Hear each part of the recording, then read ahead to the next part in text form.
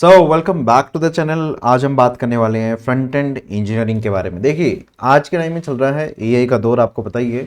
इस एआई के दौर में ना दिक्कत क्या हो रही है, आपका एआई टूल जो भी आप यूज़ करते हो, क्लॉड, ऑपस, जो भी आप लगाते हो, मैं भी यूज़ करता हूँ बहुत सारे। उनमें दिक्कत क्या है ना, वो कोड अच्छा लिख देते हैं, बट कौन सा कोड चूज़ करना है, क्यों चूज़ करना है, उसकी अंडरस्टैंडिंग आज के डेवलपर्स को होनी चाहिए। क्यों? क्योंकि वही डिसाइड करता है कि आपकी वेबसाइट कितनी अच्छी चलेगी, कितनी ऑप्टिमाइज्ड वे में चलेगी। I hope you are understanding this point, right. इसकी नीड क्यों है? देखिए, आपको आज के टाइम में कोडिंग पे अगर आपका ध्यान नहीं है या फिर आप कोडिंग को इतना नहीं जानते हो, देखो सिंटेक्स समझना आना चाहिए, बेसिक्स आपको पता होनी चाहिए, ठीक है। बट आप कोडिंग पे ज़्यादा ना फोकस करके you should focus more on engineering. आप उस चीज़ को देखो, काम करने के मल्टीपल वेज होते हैं। लेट्स सपोज आपको एक सिंपल सा टास्क दिया है। अब उस टास्क को अगर आप मल्टीपल एआई टूल्स से कराओगे तो अलग अलग तरीके से चूज करेंगे, वो अलग अलग तरीके से काम करेंगे, वो उसी के ही मल्टीपल सॉल्यूशंस भी मिलेंगे। अब कौन सा सॉल्यूशन चूज करना है, you have to understand that, right. Same concept आज के टाइम में फ्रंट एंड में भी लगता है, बैक एंड में भी लगता है, डेटाबेस में भी लगता है, हर जगह पे कॉन्सेप्ट लगता है। हर टेक्नोलॉजी में, चाहे आप रिएक्ट यूज करो, नेक्स्ट जेएस, जो भी आप यूज करते हो, any technology, just pick any technology. हर टास्क के उस टेक्नोलॉजी के अंदर मल्टीपल वेज हैं। अब क्यों, कौन सा पिक करना है, क्यों पिक करना है, you should know that because you are an engineer, ठीक है। तो एआई आपको हेल्प करता है to do the coding fasting. Now you need to focus more on the engineering side. Now let's understand the critical path of a browser, जिसके अंदर हम सीखने वाले हैं कि ब्राउजर का बेसिकली एक पाथ क्या होता है, एक लेयर्स क्या होती है before showing you anything on the screen. देखिए, जब भी आप कुछ भी ब्राउजर पे सर्च करते हैं, लेट्स सपोज आपने सर्च करा यूट्यूब के बारे में, इंस्टाग्राम के बारे में, you just type about youtube.com, है ना, instagram.com आपने सर्च करा, राइट। तो ब्राउजर को HTML CSS JS रिसीव होती है, आपको पता ही है।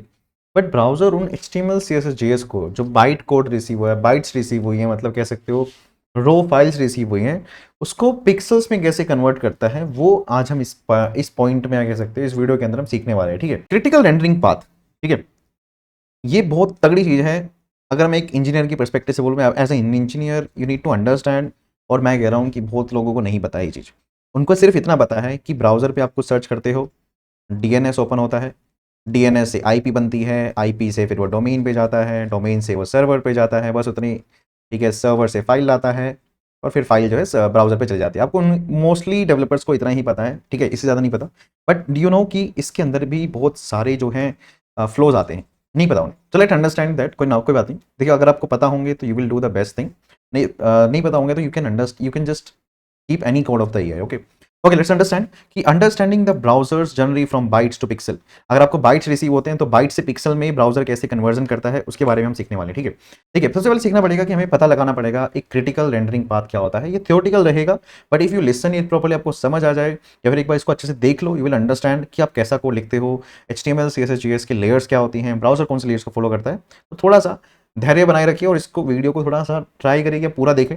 मैं मान रहा हूँ इसके अंदर कोडिंग नहीं होगी, you will get sometimes like a bot thing, but understanding this will really create an impact, okay। देखिए, the CRP is a sequence of steps browser follows to convert HTML CSS JavaScript into visual pixels on screen। अगर थोड़ा बहुत आपको नहीं पता है, मैं आपको एक चीज बताता हूँ।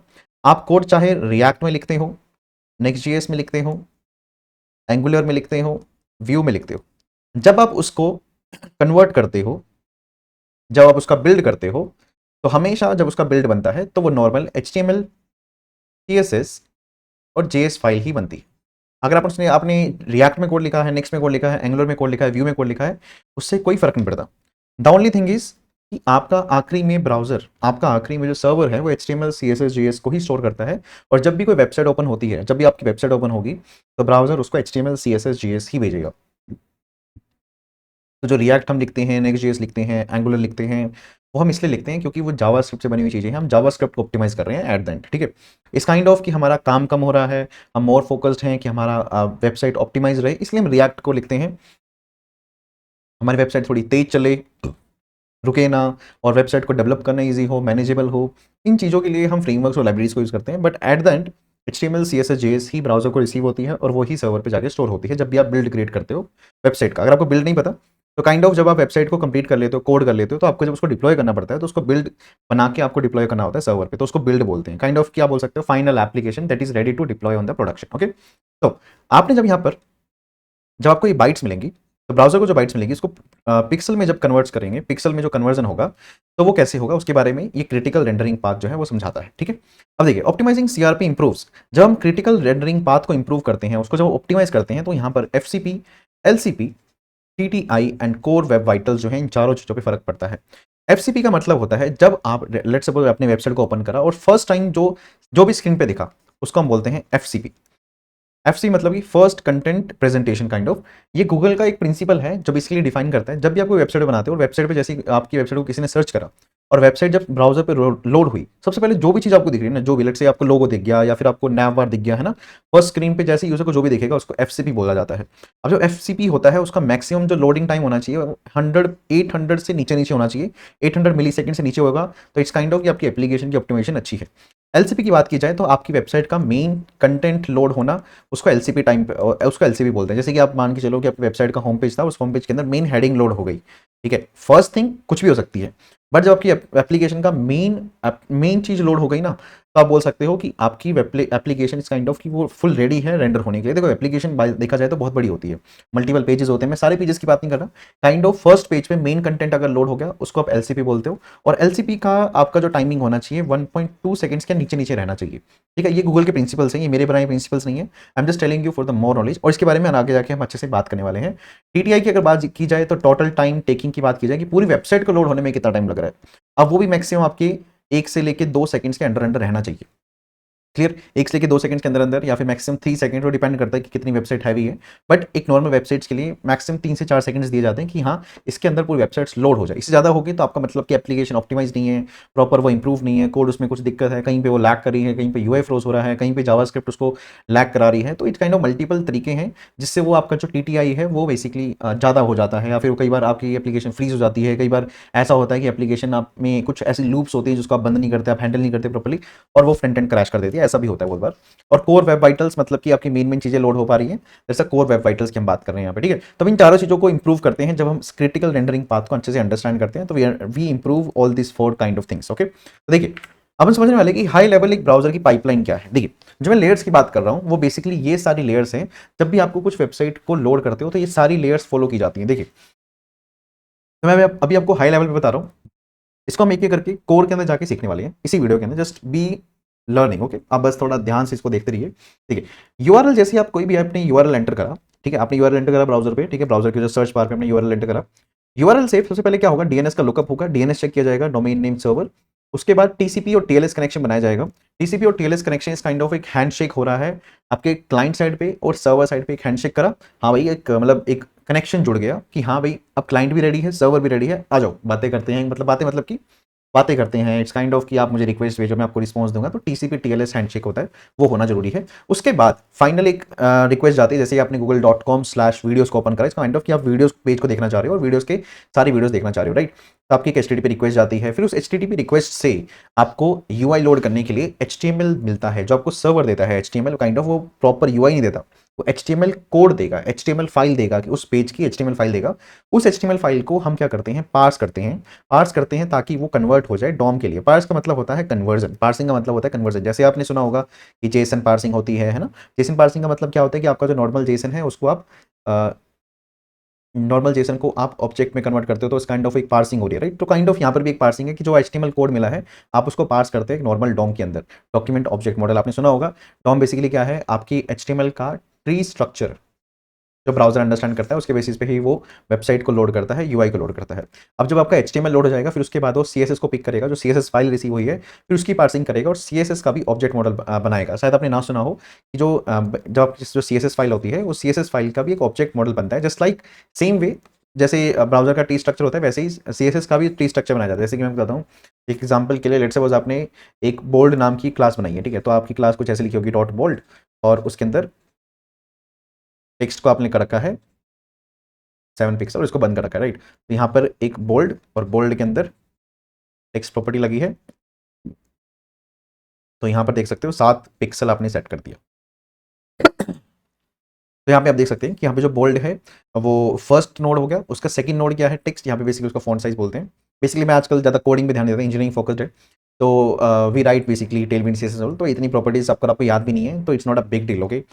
तो टेक्स्ट बोल दो या फिर फ़ॉन्ट साइज़, बेसिकली जो एक्चुअल प्रॉपर्टी है उसको फ़ॉन्ट साइज़ बोलते हैं। और फ़ॉन्ट साइज़ और उसके अंदर उसका 7 पिक्सल जो है, काइंड ऑफ यहाँ पे देख पा रहे हैं एक ट्री बन रही है, राइट? तो उसको सीएसएस ऑब्जेक्ट मॉडल बोलते हैं। अब ये दोनों जब बन जाते हैं फिर वो रेंडर किए जाते हैं दोनों की ट्री को। फिर उसके बेसिस पे लेआउट डिसाइड होता है कि वेबसाइट का लेआउट क्या बनेगा, कौन सी चीज़ कहाँ पर होगी, तभी दोनों चीज़ लोड हो जाएगी। अब लेआउट होने के बाद पेंटिंग की जाती है फाइनल।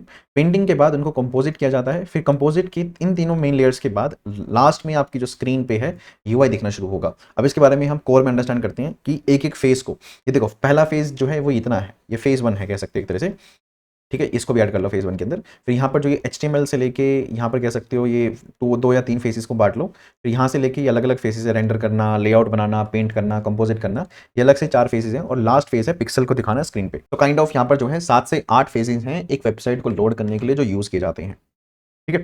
चलिए फर्स्ट अंडरस्टैंड करते हैं पहले फेज़ को, जिसके अंदर हम क्या करते हैं, डीएनएस लुकअप करते हैं। जैसे आप वेबसाइट पे कुछ भी डालते हो, जैसे आप ब्राउज़र पे कुछ भी ऐड करते हो, तो फर्स्ट स्टेप होता है, फर्स्ट फेज़ होता है ब्राउज़र का कि वो डीएनएस चेक करेगा, डोमेन नेम सर्वर। देखिए, translates a human readable domain name into A machine readable IP address. अब आपको इसका मैं सिंपल सा मतलब बताता हूँ। जैसे कि आपने जो ये example.com, लेट्स सपोज़ आपने कोई भी सर्च किया, जैसे youtube.com सर्च कर लिया, google.com सर्च कर लिया, ठीक है? अब हमारे कंप्यूटर्स को ये चीज़ समझ नहीं आती। उसको समझ आता है भाई आईपी एड्रेस। आईपी एड्रेस क्या होता है? इट्स काइंड ऑफ, मान के चलिए कि लेट्स सपोज़ आपका कोई आपका एड्रेस है, ठीक है? ठीक है? एड्रेस मान के चलिए कि आपका एड्रेस है Durga colony, SMK and then Samalkha, Panipat, Haryana, ठीक है? लेट्स सपोज़ ये मान के चलिए कि आपका ये एड्रेस है, ठीक है? अब ये एड्रेस मान के चलिए अगर मेरे पड़ोसी है वो भी ये एड्रेस लिख देगा, ठीक है? अगर कोई मेरा दूसरा पड़ोसी है वो भी ये एड्रेस लिख सकता है। हाँ, उसमें थोड़े बहुत चेंजेस होंगे कि हाउस नंबर मेरा यहाँ पर 660 है और हाउस नंबर इसका लगा लो 661 है, तो थोड़ा बहुत चेंज है, बट उसके अलावा मोस्टली सेम है, राइट?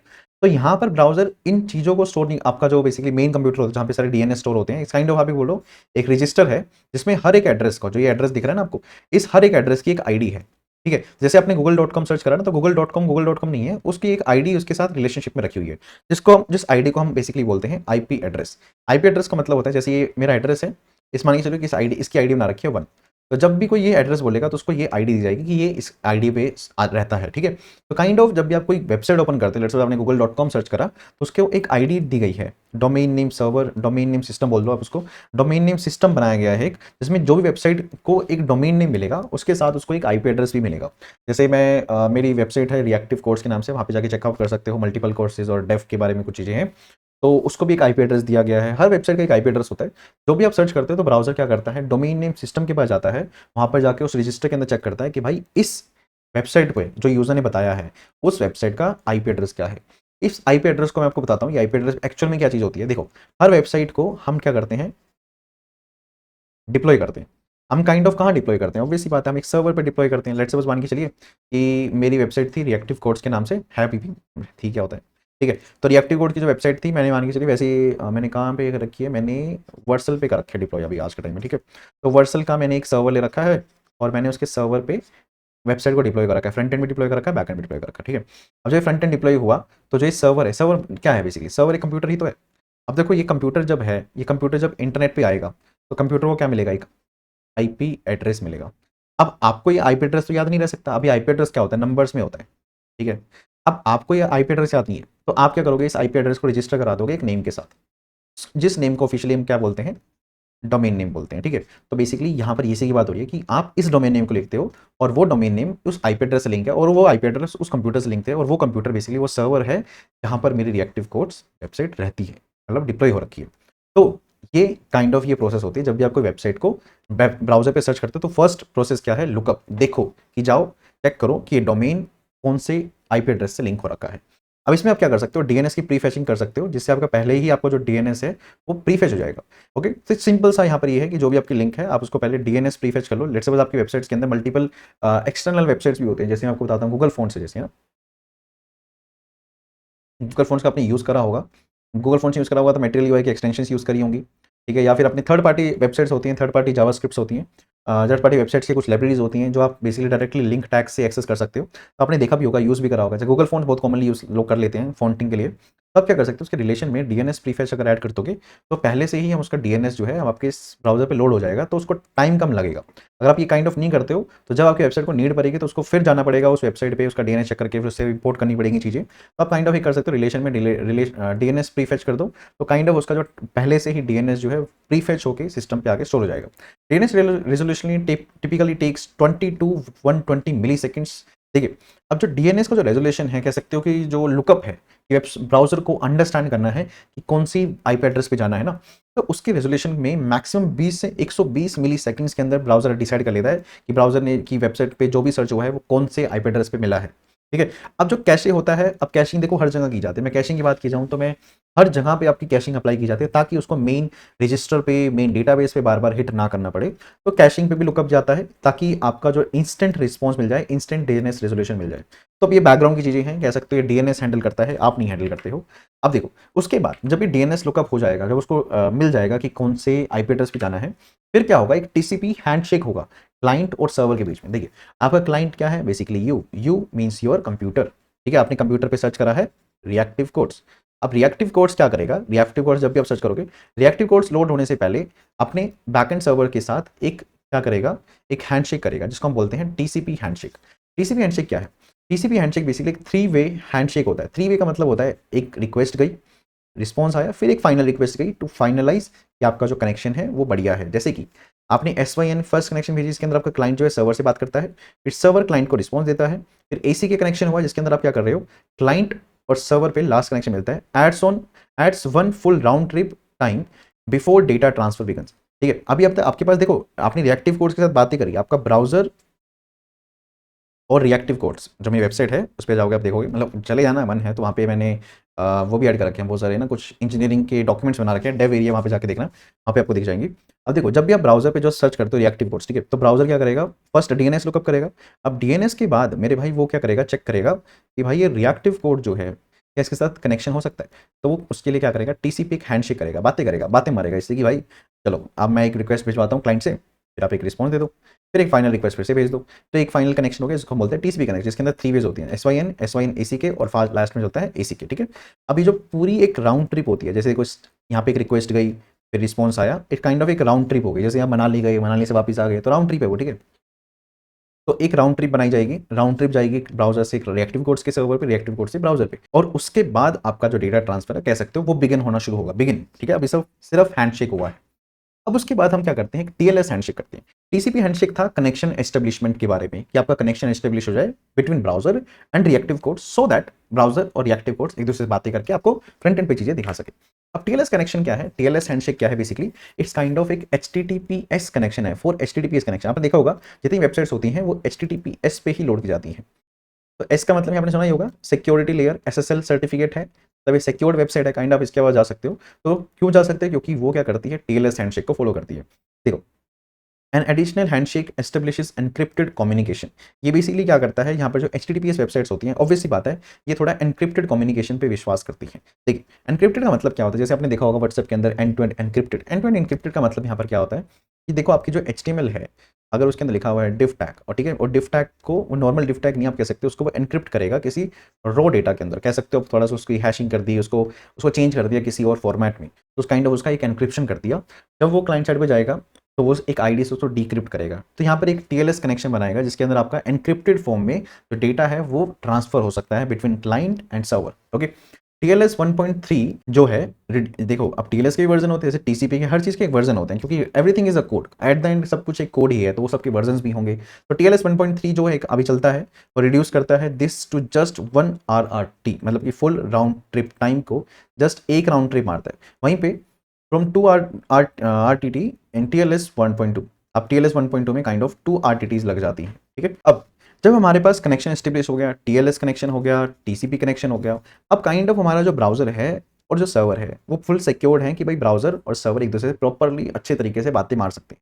अब ब्राउजर सर्वर से बातें करेगा, सर्वर ब्राउजर से बातें करेगा आपके ऊपर, क्योंकि आप यहाँ पे एक एनक्रिप्टेड कनेक्शन भी आ रखा है, क्योंकि जो डेटा है वो भी प्रॉपरली एनक्रिप्ट होकर आएगा और ब्राउजर एनक्रिप्ट होकर आ रहा है, मतलब डेटा एनक्रिप्ट होकर आ रहा है, तो आपका फ्रंट एंड भी सेट है, बैक एंड भी सेट है, काइंड ऑफ एक प्रॉपर कनेक्शन बिल्ड हो चुका है। अब ब्राउजर क्या करेगा, एक रिक्वेस्ट रिस्पॉन्स का साइकिल चलाएगा, कि अगर ब्राउजर मतलब एज अ क्लाइंट अगर वो सर्वर पे रिक्वेस्ट करता है तो क्या सर्वर उसको रिस्पॉन्स देता है। फर्स्ट जो टीसीपी हैंडशेक था, just to build the connection, अब एक रियल रिक्वेस्ट जाएगी, रियल रिस्पॉन्स आएगा। जैसे कि काइंड ऑफ आप बोल लो आपके पास है, आपने गेट रिक्वेस्ट, आपको पता होगा गेट रिक्वेस्ट के बारे में, तो गेट रिक्वेस्ट करी मैंने एक HTTP पे 1.1 पे, और होस्ट मैंने डिफाइन कर दिया example.com, एक्सेप्ट करने वाला हूं मैं टेक्स्ट HTML और एक्सेप्ट ऑनकोडिंग ZZip एंड BR, ठीक है। अब रिस्पॉन्स में क्या आया, उसी कॉल का एक रिस्पॉन्स आया कंटेंट टाइप टेक्स्ट HTML में, और उसका मतलब HTML फाइल आ गई, कंटेंट लेंथ डिफाइन कर दी, कंटेंट एनकोडिंग है BR, ओके। एक रिक्वेस्ट रिस्पॉन्स साइकिल कर दी। फिर जब हमने रिक्वेस्ट करा, जैसे देखो अभी कनेक्शन बिल्ड हो गया। अब कनेक्शन बिल्ड होने के बाद आपने जैसे youtube.com सर्च करा है, अब youtube.com की एक फर्स्ट रिक्वेस्ट है जिसको बोलते हैं स्लैश। जैसे देखो आपने कोई भी अगर जब डोमेन लिखते हो ना, जैसे डोमेन लिखा आपने, उसके बाद ना स्लैश की रिक्वेस्ट जाती ही जाती है, जिसको बोलते हैं गेट स्लैश रिक्वेस्ट। इस काइंड ऑफ एक रूट रिक्वेस्ट है ये, और रूट पे हमेशा एक पेज दिया जाता है, जिसको मोस्टली हम कॉमनली बोलते हैं होम पेज। तो एक रिक्वेस्ट चली गई, ठीक है। आप देख भी लेना, ब्राउजर पे राइट क्लिक करके इंस्पेक्ट में नेटवर्क टाइम में जाके देखना, फर्स्ट कॉल जाती है स्लैश पे, ठीक है। जैसे स्लैश पे जो मेनली हमें क्या मिलती है, एक्सेप्टेंस है, वो किसी बात है, एक टेक्स्ट HTML चाहिए, तो वही हमें कंटेंट में HTML मिलती है, और वो फाइल आ जाती है, एक HTML फाइल आ गई। अब HTML फाइल आ गई, यहाँ तक इस वाले स्टेप तक HTML फाइल आ गई। फेज 1 में हमारे इस पूरे फेज में we got the HTML file. अब हमने क्या करनी है, फेज 2 के अंदर उसकी HTML की पार्सिंग करनी है। अब जो HTML है, HTML arrives as the stream of bytes, वो बस बाइट्स की एक स्ट्रीम की तरह अराइव होता है। देखो स्ट्रीम का मतलब क्या होता है, देखो स्ट्रीम का मतलब होता है इस काइंड ऑफ, जैसे वीडियो स्ट्रीमिंग की बात की जाए, अगर मैं बात करता हूँ जैसे वीडियो स्ट्रीमिंग के अंडर, लेट्स से नेटफ्लिक्स है। नेटफ्लिक्स के अंदर अगर आप कोई वीडियो देख रहे हो, कोई मूवी देख रहे हो, तो नेटफ्लिक्स पूरी मूवी को पहले डाउनलोड होकर आपको नहीं दिखाता। नेटफ्लिक्स पहले एक छोटे से चंक को डाउनलोड करेगा, फिर आपको शो करेगा, फिर और छोटे चंक को डाउनलोड करेगा, फिर शो करेगा, फिर और छोटे चंक को डाउनलोड करेगा, फिर शो करेगा, फिर और छोटे चंक को डाउनलोड करेगा, फिर और शो करेगा। ऐसे चंक बाय चंक आपको डाउनलोड करता रहेगा, शो करता रहेगा, राइट। सेम फॉर्मेट में जब वो TCP TLS कनेक्शन हो गए हैं, तो वहां पर HTML kind of front end पे स्ट्रीम होगा, स्ट्रीम, डाउनलोड नहीं है। डाउनलोड मीन्स डाउनलोड हो रहा है वो, but in chunking format. HTML arrives as a stream of byte. Parser क्या करता है, builds tree structure incrementally in the sense वो बढ़ते वे में जाए। HTML आई, ठीक है, उसका उतना डोम बना दिया, फिर 2 और HTML आई, उसके डोम में और नोड जोड़ दिए, फिर वो डोम बढ़ता चले जा रहा है, आपकी वेबसाइट आती जा रही है, उसके डोम अपडेट होते जा रहे हैं इंक्रीमेंटली, ठीक है। डॉक्यूमेंट ऑब्जेक्ट मॉडल बन गया, JavaScript can query and modify the DOM. अब आपकी क्योंकि जावास्क्रिप्ट भी बैकग्राउंड में लोड होती है, तो जितना डोम लोड हो गया उस पर आपकी वेबसाइट जो है जावास्क्रिप्ट जो है क्वेरी कर सकती है, मॉडिफाई कर सकती है उस डोम को। अब HTML की जो पार्सिंग होती है ऑब्वियसली बात है वो इंक्रीमेंटल होती है, मैंने बताया ना। जैसे कि चंक 1 के अंदर आपकी हेड टैग HTML टैग आ गया, हेड टैग आ गया, टाइटल टैग आ गया, हेड टैग बंद हो गया, ठीक है। अब चंक 2 के अंदर उस बॉडी टैग आ गई, बॉडी टैग के अंदर डिफ टैग आ गया, सेक्शंस आ गए, फिर चंक 3 के अंदर उसके सेक्शन बंद हो गया, फुटर बंद हो गया, बॉडी बंद हो गया, HTML आ गया। तो काइंड ऑफ आप देख सकते हैं यहाँ पर जो चंक में आपके HTML स्ट्रीम हो रही है, the parser doesn't wait for the entire document, it processes HTML chunk by chunk as data arrives. तो बेसिकली यहाँ पर एक पार्सर जो है ना, जो मैंने बताया, वो पार्सिंग करता है, और वो पार्सिंग में आपका जो HTML है वो चंक बाय चंक आ रहा है, और वो उसको प्रॉपर्ली डॉम के अंदर कन्वर्ट करता जा रहा है। This enables progressive rendering, user see content before the full page load. जब आप देखते हो ना कि आपका पूरा पेज लोड नहीं हो, but you start to see that flow, right, you start to see that कि हाँ थोड़ा लोड हो रहा है। आप जैसे जैसे रिफ्रेश करते हो, मतलब जैसे आप स्क्रॉल करते हो पेज, जैसे देखा ना यूट्यूब के अंदर, देखो कभी यूट्यूब के अंदर आप स्क्रॉल करते हो वैसे वैसे वो UI लोड हो जा रहा है। इस काइंड ऑफ वहाँ पे जो चंकिंग प्रोसेस चल रही है वहाँ पे, मतलब बैकग्राउंड में या चंक आते जा रहे हैं, HTML के चंक आते जा रहे हैं, स्क्रीन पे लोड होते जा रहे हैं। तो ऐसा नहीं होता यार, क्योंकि ना आज की वेबसाइट जो है बहुत डायनेमिक है। आज की वेबसाइट्स में कुछ लिमिटेशंस नहीं है, बहुत ज़्यादा डायनेमिक है कि फ्रंट एंड साइड रेंडरिंग है, क्लाइंट साइड है, मतलब सर्वर साइड रेंडरिंग भी है, तो काइंड ऑफ मल्टीपल रेंडरिंग्स भी आती हैं। तो डायनेमिसिटी बहुत ज़्यादा है, तो ऑब्वियस सी बात है कि आप पूरी एप्लीकेशन को लोड करो, पूरे HTML को लोड करने का वेट करो, तो it will create a lot of time. और अगर आप इस प्रोसेस को बाईपास करके अगर पूरी HTML को लोड करते हो, तो ऑब्वियस सी बात है कि वो भी हैवी होती है, वो भी एक साइज है, राइट। तो ऑब्वियस सी बात है कि वो भी टाइम टेकिंग प्रोसेस बनेगी, और जितना टाइम आपको पता है, देखो जितनी वेबसाइट आपका लोड होने में टाइम लगाएगा, उतना ज़्यादा यूजर का इंटरेस्ट गिरेगा, और जितना जल्दी यूजर का इंटरेस्ट गिर गया, तो ऑब्वियस सी बात है आपकी वेबसाइट में बिजनेस नहीं आएगा, बिजनेस नहीं आएगा, it will affect your output, right. Okay, so it is all about affecting your business, okay. तो HTML पार्सिंग के इंटरनल्स क्या क्या होते हैं, देखो अब जब पार्सिंग हो रही है तो उसके इंटरनल्स के बारे में समझते हैं कि वो पार्सिंग होती कैसे। देखो बाइट कोड रिसीव हो जाता है ना, कि इनक्रिप्टेड डेटा रिसीव होता है, तो बाइट कोड रिसीव जैसे 3C 68 74 6D। अब इसको कह सकते हो कि HTML पेज का बाइट वर्जन है, ठीक है। अब बाइट वर्जन जो है नॉर्मल आपका उसको करैक्टर के अंदर कन्वर्ट करेगा, मतलब जो HTML कनेक्शन होगा, HTML का प्रॉपर पेज, जैसे आपके पास बाइट कोड रिसीव, जैसे हमने देखा नहीं क्या, मैं आपको बताता हूँ, जैसे अपने इमेज की बाइट्स में कन्वर्ट करके अपने सर्वर में कभी स्टोर करा होगा, तो वहाँ पे आप देखते हो कि आपका जो बाइट में कन्वर्ट होता है, जैसे बाइट 64 आपने सुना हो, तो वहाँ पे बेसिकली होता क्या है, जो कंटेंट है उसको आप एक तरह से नंबर्स के अंदर कन्वर्ट कर देते हो पूरा। तो ऐसा ही कुछ बाइट कोड जो है वो आपका रिसीव होता है for the website home page, कह सकते हैं वेबसाइट का एचटीएमएल, ठीक है। अब उसको पहले सबसे पहले क्या करता है पार्सर, उसको कैरेक्टर्स के अंदर तोड़ देता है, मतलब कैरेक्टर्स के अंदर कन्वर्ट कर देता है, ठीक है। कैरेक्टर्स के अंदर क्या आता है, वही एचटीएमएल टैग उस बाइट कोड को प्रॉपर एचटीएमएल डॉक्यूमेंट में कन्वर्ट हो जाएगा। अब कन्वर्जन होने के बाद, फुल एचटीएमएल कन्वर्जन होने के बाद फॉर दैट बाइट कोड उसका क्या करेगा, टोकनाइज सिस्टम शुरू करेगा। टोकन्स बेसिकली क्या है, आज के टाइम में एयर वर्ल्ड में हमने सुना भी होगा टोकन खत्म हो गया, टोकन खत्म हो गया ना, तो वही टोकनिंग यहाँ पर भी होते हैं। टोकन बेसिकली क्या है, छोटे छोटे वर्ड्स के अंदर तोड़ देना। देखो जैसे ये एचटीएमएल था और इस एचटीएमएल के अंदर ये हैड टैग था, हैड टैग के अंदर ये टाइटल टैग थे। यहाँ सोच सकते हो कि यहाँ पर एक टोकन ये बन गया, हैड टैग बन गया, टाइटल टैग बन गया, ठीक है। टाइटल टैग को बंद कर दिया और आपका ये हैड टैग यहाँ पे बंद हो गया, तो ये बोल सकते हैं ये दो टोकन और बन गए यहाँ पर, ठीक है। तो ऐसे वर्ड बाय वर्ड क्या कर दिया, टोकन्स बना दिए। और ऐसा नहीं कि कुछ भी बनाते, सेंसिबल टोकन्स बनेंगे।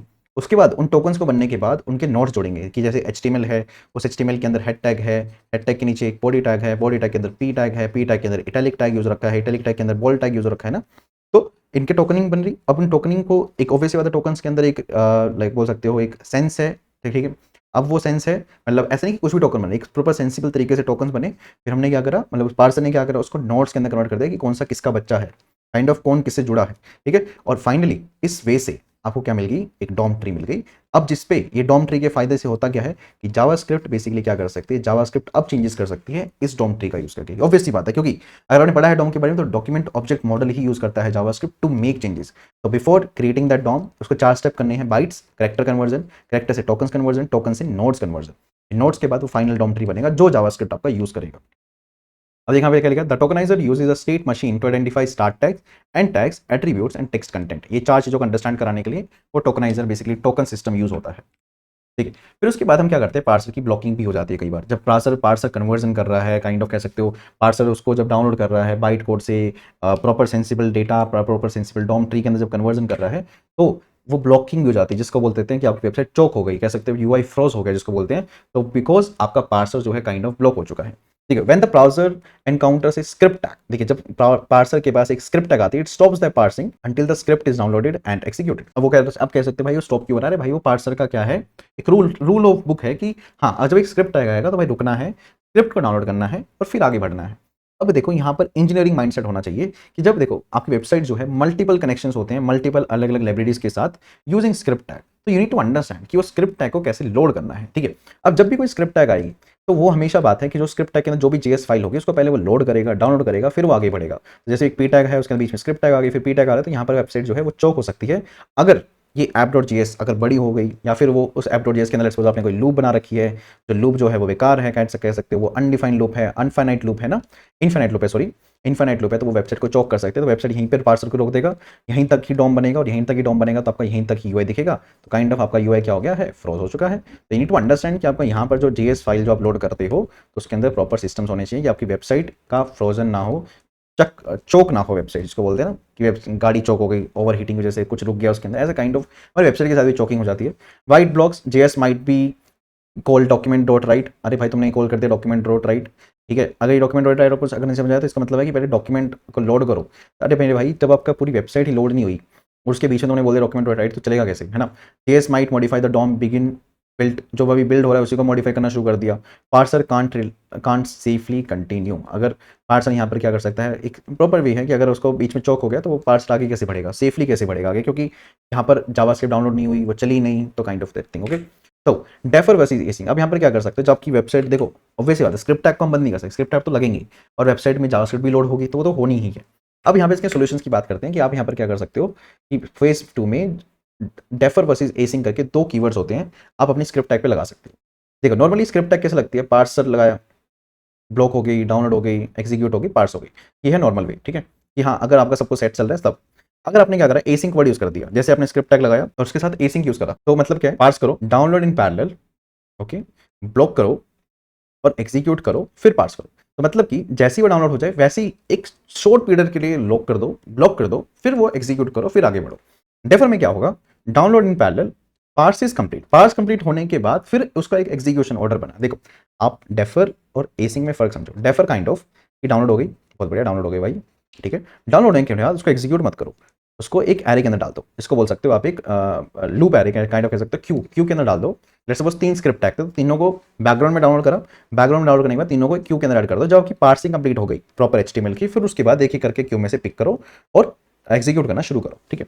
बट एसिंक में क्या है, एसिंक में डाउनलोड जो है वो पैरेलली होगा, बट जैसे ही डाउनलोड हो जाएगा वैसे ही पार्सिंग रुकेगी और ये आपकी जावास्क्रिप्ट एग्जीक्यूट होगी और फिर वो पार्सिंग आगे कंटिन्यू होगी।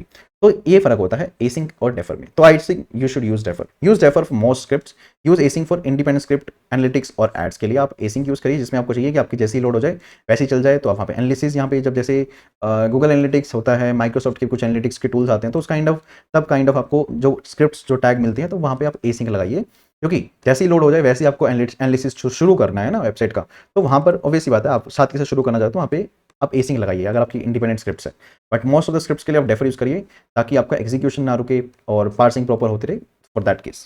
Okay, CSS OM conversion, CSS object model construction के बारे में बात करने वाले हैं।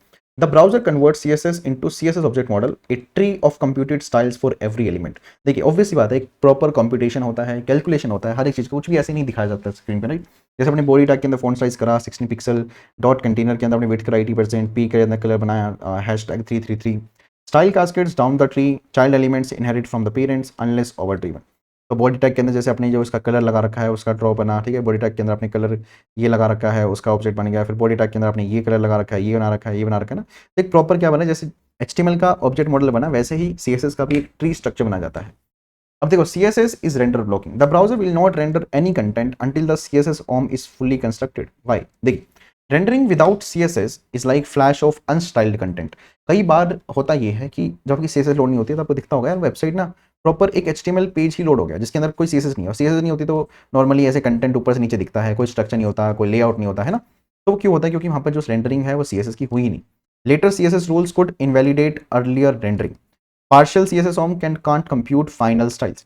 तो पॉइंट यहाँ पर क्या है, the browser will not render any content until the CSS OM is fully constructed. आपको समझ आ रहा होगा, देखो आपका CSS जितना भी है और जितनी भी HTML लोड हुई है उसके साथ उसकी CSS भी आएगी, तो CSS पहले पूरी बनेगी, उसका पूरा ऑब्जेक्ट मॉडल बनेगा, ताकि उस CSS ऑब्जेक्ट मॉडल को आप HTML के ऑब्जेक्ट मॉडल के साथ मैप करके जो उन दोनों की क्लासेस में जो स्टाइल्स मैच करेंगे वो फाइनल एक UI बनेगा, ताकि वो प्रॉपर्ली स्क्रीन पे दिख सके। अगर मान के चलिए आपका CSS ऑब्जेक्ट मॉडल अभी एसिंक्रोनस वे में बैकग्राउंड में लोड हो रहा है और आप HTML को दिखा देते हो, तो आपका HTML सिर्फ दिखा है तो obviously there is no design, और no design means basic HTML ही आपने स्क्रीन पे दिखा दिया। बट अगर उस HTML के साथ आपका CSS ऑब्जेक्ट मॉडल भी ऐड हो जाता है तो उन दोनों का यूज करके एक फाइनल UI बनेगा और वो UI स्क्रीन पे शो करेंगे। तो initial critical CSS in head tag, जो नॉर्मल हेड टैग के अंदर डाल देते हैं, use media queries, link tags हम करते हैं, minimise CSS files, preload critical style sheets. आप क्रिटिकल स्टाइल्स को पहले ही लोड कर लो, CSS फाइल को ऑप्टिमाइज करो कि छोटे छोटा साइज हो जाए ताकि इजीली लोड हो जाए, इजीली उसका ऑब्जेक्ट मॉडल बन जाए। Use media queries to link on link tags, inline critical CSS in head tag. अब CSS की भी पार्सिंग होती है, मतलब CSS की भी तो ऑब्जेक्ट मॉडल बन रहा है, जैसे HTML का डॉम ट्री बनता है, तो वैसे ही CSS का भी यहाँ पे पार्सिंग हो रही है, तो CSS का भी ऑब्जेक्ट मॉडल बन रहा है। तो फेज 3 में हम समझने वाले हैं कि CSS की पार्सिंग और CSS का ऑब्जेक्ट मॉडल कैसे बनता है। ऑब्वियसली सेम थिंग, बाइट्स मिलेंगी, बाइट्स को आप कैरेक्टर्स के अंदर कन्वर्ट करोगे, कैरेक्टर से वो टोकन्स के अंदर कन्वर्ट होंगे, टोकन्स पे रूल्स लगेंगे, फिर वो CSS object model kind of same way ही होता है, सेम स्टेप्स होते हैं, बट एट द एंड इसका भी ऑब्जेक्ट मॉडल बनेगा जो HTML के साथ मैच करेंगे, और फिर हर एक टैग को उसकी स्टाइल मिलेगी और फिर फाइनल UI रेंडर होने के लिए रेडी होगा। अभी भी रेंडर नहीं हुआ, अभी रेडी हो रहा है। Unlike HTML CSS parsing is not incremental. Incremental क्यों नहीं होती है? देखो CSS की डिपेंडेंसी है HTML, तो जैसे जैसे HTML लोड होगी वैसे वैसे उसकी CSS लोड होगी, और जैसे जैसे CSS लोड होगी उसका ऑब्जेक्ट मॉडल बनेगा। तो ये आपकी इंक्रीमेंटल नहीं होती, आपकी ये इंक्रीमेंटल होती है, और जब ये इंक्रीमेंटल है तो काइंड ऑफ ये भी इंक्रीमेंटल ही हो गई। But HTML is most incremental. First step incremental. The entire style sheet must be passed before CSS OM is complete. DOM plus CSS OM equals to render tree. जानता ना CSS OM जानता ना कि जैसे HTML का जो DOM है और CSS का जो DOM है काइंड ऑफ, तो वो जब तक दोनों मैच नहीं करेंगे तो फिर वो फाइनल रेंडर ट्री नहीं बनेगी, जिसमें हम बोलते हैं विजिबल कंटेंट प्लस स्टाइल्स। ठीक है, एक्सक्लूडेड फ्रॉम रेंडर ट्री, क्या क्या एक्सक्लूड है? जैसे डिस्प्ले नन एलिमेंट्स, जैसे कई बार आप लिखते हैं ना, जैसे कई प्रॉपर्टीज में जैसे डिस्प्ले नन करना है तो उसको रेंडर ट्री से हटा देते हैं। Head and it's children, head tag को हटा देते हैं, क्योंकि हेड टैग का जो भी रहता है वो एक्चुअली UI में नहीं जाता, तो रेंडर ट्री में उसको नहीं रखते।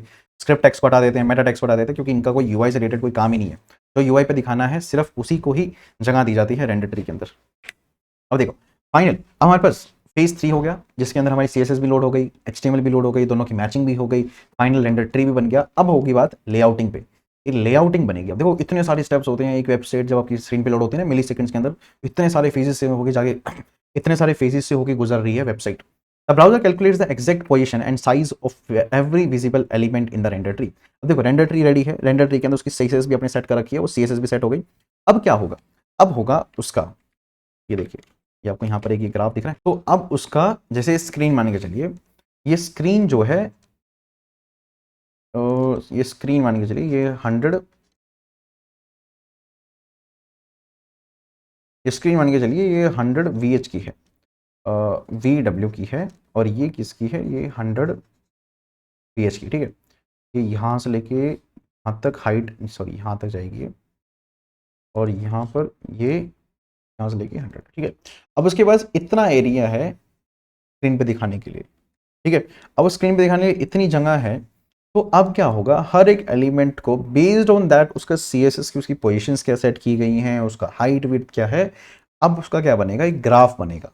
काइंड ऑफ बोल सकते हो जैसे घर बनाने से पहले एक आर्किटेक्चर बुलाया जाता है, वो आर्किटेक्चर क्या करता है, उसके लिए क्या बनाता है, एक आर्किटेक्चरल डिज़ाइन बनाता है ना। घर बनाने से पहले, घर इतनी इन्वेस्टमेंट करने से पहले आप एक घर का आर्किटेक्चर बनवा लेते हो, है ना। तो वो क्यों बनाते हैं, ताकि आपको पता लग जाए कि कौन सी जगह कहाँ आएगी और कितनी जगह लेगी, कितना जगह बचेगा, गैलरी में कितनी जगह बचेगी, राइट। तो काइंड ऑफ वैसे ही एक लेआउट रेडी किया जाता है। तो लेआउटिंग कैसे बेस, किसके बेसिस पे की जाती है, जो रेंडर ट्री बनी है। और रेंडर ट्री आपको मैंने बताया ना, रेंडर ट्री किससे बनी है, रेंडर ट्री बनी है आपकी HTML डॉम से और प्लस CSS ऑब्जेक्ट मॉडल से।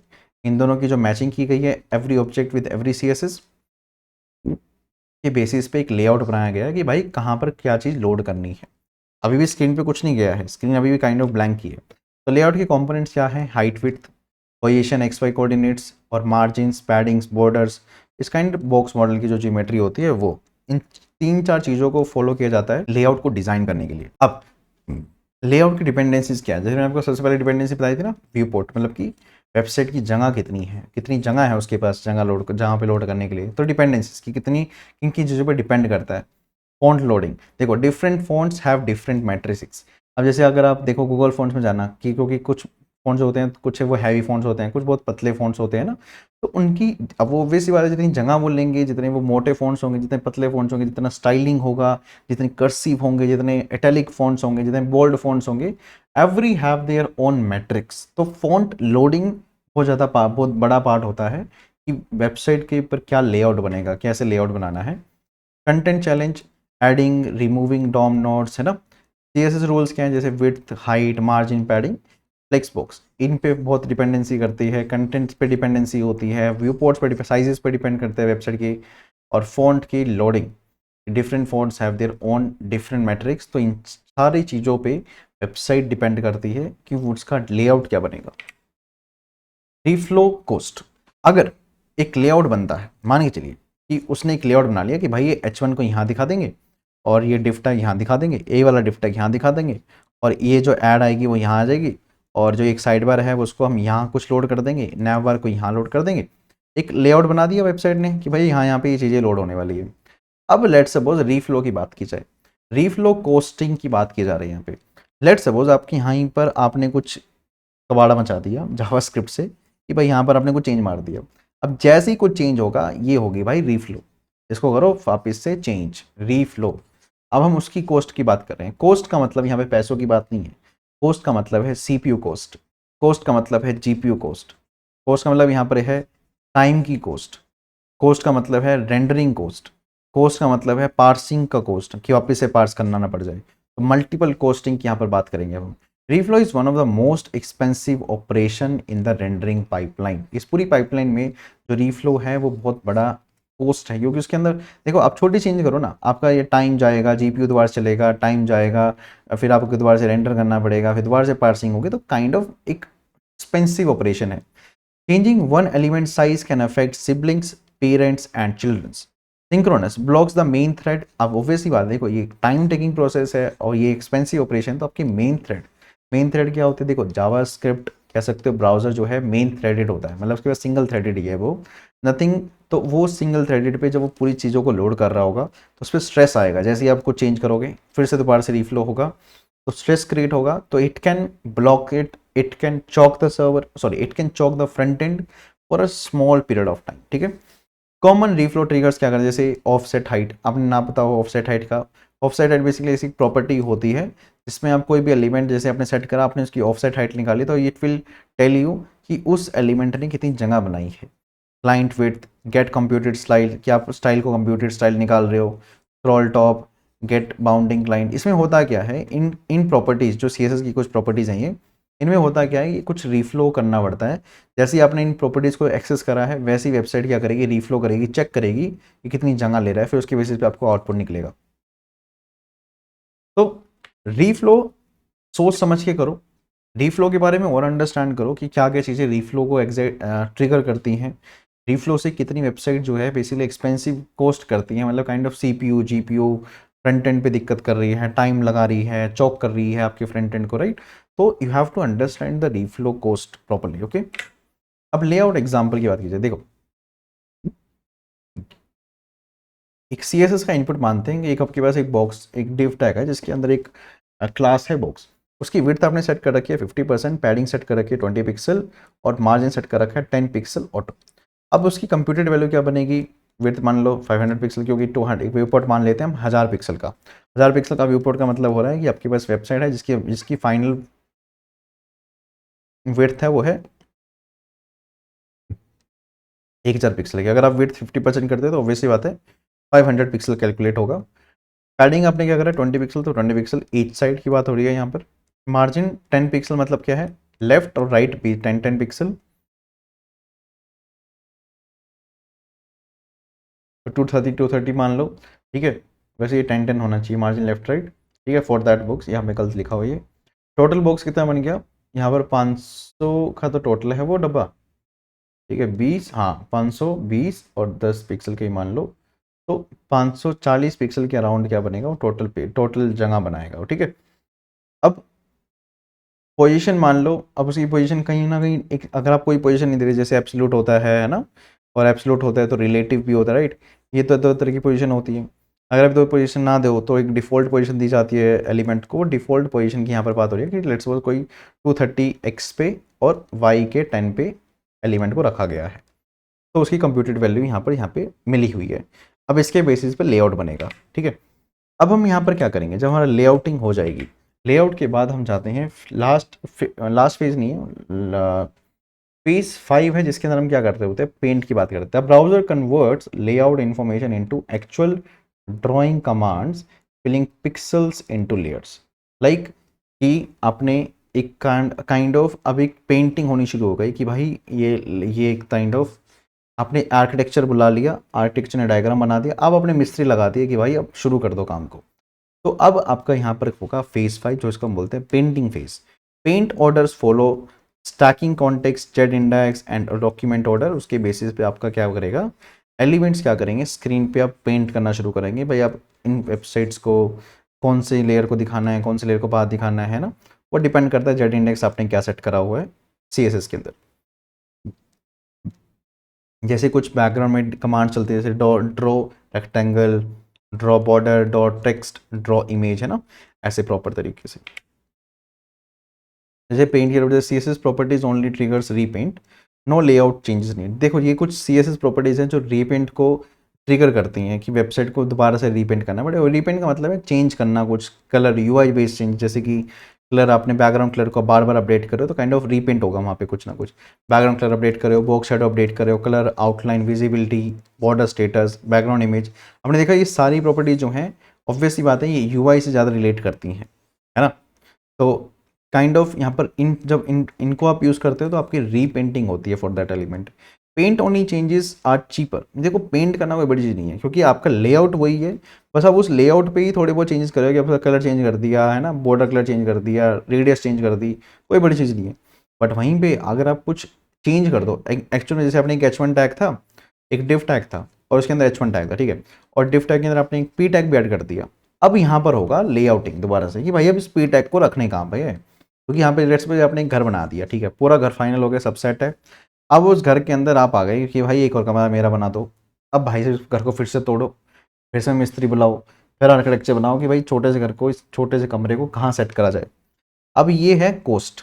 बट आप बोलो कि मेरे को घर बन गया है, अब आप बोलो कि भाई मेरे दीवार का पेंट चेंज कर दो, कोई और पेंट मार दो, कुछ और कलर लगा दो, कुछ और एलिमेंट ऐड कर दो, कोई बड़ी चीज़, मतलब एलिमेंट नहीं, मतलब कोई कलर वलर, कुछ बॉर्डर वॉर्डर कलर ऐड कर दो, तो कोई बड़ी चीज़ नहीं है, वो जस्ट रीपेंटिंग है, वो उसी लेआउट पे दोबारा से पेंट मार दिया। But reflow will be more costly, it's a cheaper thing, repaint करना कुछ भी है ना, आप कर सकते हो इजीली, कोई दिक्कत नहीं है। कंपोस्टिंग फेज 6 के अंदर हम बात करते हैं, लास्ट फेज है जो कि हमारा कंपोस्टिंग के बारे में बात करता है। The GPU combines multiple painted layers into the final image displayed on the screen. अब वेबसाइट जो आपने देखा होगा कि कुछ जो पुराने ब्राउजर्स होते हैं, पुराने कंप्यूटर्स होते हैं, उनके अंदर ना जीपीयू मिसिंग होता है। जीपीयू होता है, देखो जीपीयू के बिना कोई भी सिस्टम नहीं होता आज के टाइम में भी, मतलब पुराने में भी नहीं होता था, बट हाँ उनका जीपीयू जैसे उनके सीपीयूज के अंदर ही डायरेक्टली इंटीग्रेट होता है, ठीक है। मोस्टली लैपटॉप जो लो लेवल के होते हैं उनकी जीपीयू होता है, बट वो सीपीयूज के अंदर ही होता है। तो जीपीयू बेसिकली क्या करता है, मेनली उसका जीपीयू का काम होता है ग्राफिकल प्रोसेसर यूनिट, जिसका काम होता है ग्राफिक्स को शो करना। अब ग्राफिक जो आपका जीपीयू है, आपके सिस्टम का जीपीयू है, वो क्या करेगा, जितने भी पेंटेड लेयर्स हैं उनकी फाइनल इमेज बनाएगा। जैसे अब लेट्स सपोज आपके दो एलिमेंट हैं, इन दोनों एलिमेंट को आपने कुछ ऐसे रखा हुआ है कि इसका पार्ट इसके पीछे आता है, अब इसको पेंट कर दिया, इसको पेंट कर दिया, अब इसकी जो इमेज है वो कौन हैंडल करेगा, वो करेगा हैंडल जीपीयू। तो GPU combines multiple painted layers into the final image displayed on the screen. Layer creation triggers will change transform, position fixed, video, canvas elements. Composting runs on the GPU thread, doesn't blocks the main thread. अब ये आपका जो है GPU के thread पे चलता है, आपके मेन थ्रेड मतलब कि CPU थ्रेड पे नहीं चलता है। तो काइंड ऑफ बैकग्राउंड प्रोसेस है ब्राउजर के लिए। बट हाँ कंपोजिट में होगा क्या, पॉजिटिंग में होगा क्या, जो आपका फाइनल व्यू है वो स्क्रीन पे आना शुरू होगा। कंप्लीट रेंडरिंग पाइपलाइन में दोबारा से बताता हूँ, HTML डॉम, रेंडर ट्री बना, लेआउट करा, पेंट करा, कंपोजिट करा, CSS का सॉम और CSS का भी CSS सॉम बनेगा, यहाँ तक सेम है। फिर उसके बाद वही रेंडर ट्री में मर्ज हो जाएगा ये, फिर वही लेआउट, पेंट, कंपोजिट, कंपोजिटिंग बोलते हैं। तीन साइट एक छोटा सा ले लेते हैं। DOM CSS OM are built in parallel, जो आपका डॉम और CSS OM है ये आपका पैरेलल बिल्ड होता है, but both must complete before the render, render tree बनने से पहले दोनों कंप्लीट होने चाहिए। Can be constructed, layout, paint and composite run sequentially. Requesting मतलब होता है पहले रेंडर ट्री बनेगी, उसके बेसिस पे लेआउट बनेगा, फिर लेआउट पे पेंट होगा, फिर पेंट से कंपोजिट करेगा। इस काइंड ऑफ कि आपने अगर लेआउट में री लेआउट होता है, ये कोस्टिंग थिंग होती है यहाँ पे, तो दोबारा से उसका पेंटिंग होगा, दोबारा से कंपोजिट बनेगा, ठीक है। तो except compositing which uses the GPU, ठीक है। अब जावास्क्रिप्ट का इम्पैक्ट क्या है सीआरपी पे, क्रिटिकल रेंडरिंग पाथ पे। देखिए जावास्क्रिप्ट का रोल क्या है, पार्सर ब्लॉकिंग, सिंक स्क्रिप्ट्स, बताया ना कि वो जो आपकी कुछ ऐसे जो अगर आपकी जावास्क्रिप्ट में स्क्रिप्ट्स हैं और वो हैवी स्क्रिप्ट्स हैं तो वो ऑब्वियसली बात है वो पार्सर को ब्लॉक कर सकती हैं। डॉम मैनिपुलेशन में जैसे आप कुछ ऐड कर देते हो, can add, remove, modify elements at run time, है ना, तो डॉम मैनिपुलेशन कर सकते हो आप, स्टाइल रिकैलकुलेशन कर सकते हो, फोर्स्ड कर सकते हो रीफ्लो को, लॉन्ग हैवी रनिंग टास्क को आप ट्रिगर कर सकते हो, heavy computation blocks rendering entirely. तो कुछ बहुत बड़े बड़े इंपैक्ट्स होते हैं, कुछ नहीं बहुत इंपैक्ट्स होते हैं जावास्क्रिप्ट, क्योंकि जावास्क्रिप्ट इस काइंड ऑफ आपकी वेबसाइट का ब्रेन की तरह काम करता है। जब आपकी वेबसाइट लोड जाती है तब ये ब्रेन चलता है उस पर कि फ्रंट एंड पे अब ये ब्रेन अगर ढंग का है, अगर आपने सही से बनाया है ब्रेन, तब आपकी वेबसाइट स्मूथ चलेगी। अब जब लोड हो जाएगी, अपने ब्रेन अगर ढंग का नहीं बनाया तो आपकी वेबसाइट फिर हैंग करेगी, बेसिकली हैंग करेगी, और वो बेसिकली अच्छी बात नहीं है, ठीक है। अगर आप अननेसेसरी उसके अंदर लूप्स ऐड कर रहे हो, अननेसेसरी चीज़ें ऐड कर रहे हो, तो it can crash your front end site. Okay, style की रिकैलकुलेशन के ऊपर बात करते हैं। जावास्क्रिप्ट का रोल क्या है, जैसे अपने EL dot class list dot add, ये आपने काइंड ऑफ एक एलिमेंट के अंदर आप एक स्टाइल अपडेट कर रहे हो, what happens, invalidate affected styles, जो अफेक्टेड स्टाइल जो CSS ने CSS OM के थ्रू ऐड करे थे उसको इनवैलिडेट कर दिया ना यहाँ पे। रिकैलकुलेट कंप्यूटेड स्टाइल, अब जो नया स्टाइल हुआ इसको रिकैलकुलेट करो, अपडेट करो रेंडर ट्री को, अपडेट करने के बाद उसके लेआउट को अपडेट करो, फिर दोबारा से रीपेंट करो। देखो एक छोटा सा आप कलर अपडेट कर रहे हो तो कितना चीज़ अलग अलग जो है वो स्टेप्स के अंदर होता जा रहा है। जावास्क्रिप्ट का रोल क्या है, देखो CSS में all style sheets block rendering until CSS OM is built, ठीक है। Render blocking, sync JS blocks HTML parsing until downloaded and executed, parser blocking. Fonts की अगर बात करें, block text rendering until font loads, text rendering blocking, okay. The render waterfall पता ही चल गया होगा। तो it's already very late for me, 1 घंटे का रिकॉर्ड हो गया है।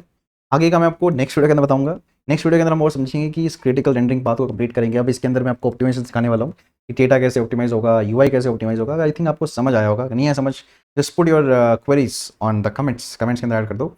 जो होंगे मैं उसको पिक करूँगा और नेक्स्ट वीडियो के अंदर बिल्कुल नोटिफाई करूँगा कि हाँ भाई ये आपने पूछा है, और मैं उसके ऊपर बातें करूँगा, ठीक है। तो just put your comments in the comment section box. Okay okay, let's meet the next video. अगर आपको कुछ मेरे कोर्सेज को ज्वाइन करना है, you can go to reactivecourse.in। आ जाइए, कोर्सेज के अंदर आपको देखेंगे फ्रंट एंड का engineering course, back end engineering course, full stack engineering course. Just go and join. There is a full stack engineering from the very beginning, from the 0 to 100 level। Okay, just go and let's meet in the next video. Bye bye.